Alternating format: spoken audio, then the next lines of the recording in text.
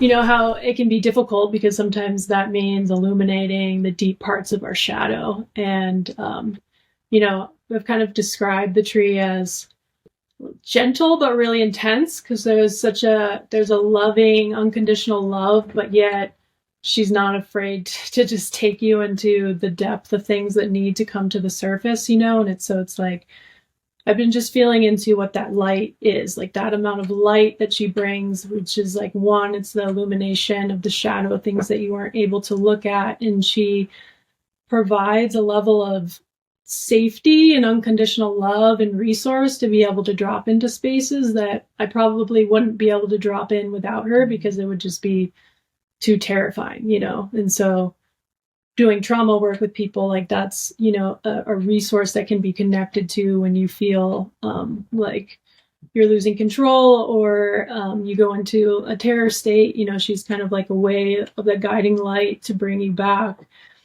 And then I also had this experience recently where, as a way of teaching, her light disappeared for part of the ceremony, so I could experience what is it like if you don't have that divine connection, and which was very challenging.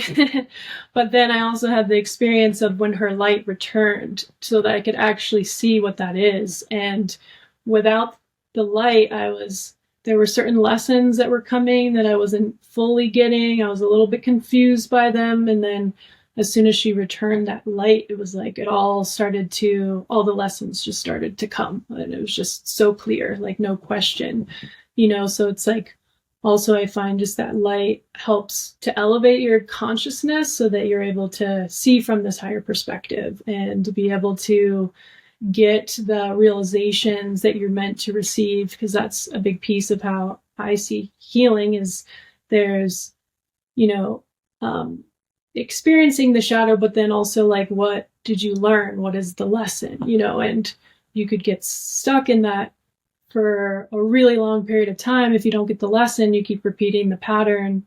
But the way that I find she comes in is just to help illuminate the lesson. So then it's like you can kind of move past that karmic pattern, and, you know, and then obviously there's always seems to be more to continue to work with. But yeah, that's one of the reasons why I find her super helpful, and why I think she's really important, particularly for this time with humanity, with, you know, moving into the next dimension, the next paradigm, is that humanity's moving through these karmic lessons much faster. And I think it's actually necessary that we move through these lessons faster. And so I've been finding that she's offering this new, even some new technology that, you know, doesn't come from like the ancient tradition, but it's the way that what's available to us now as humanity to be able to learn and evolve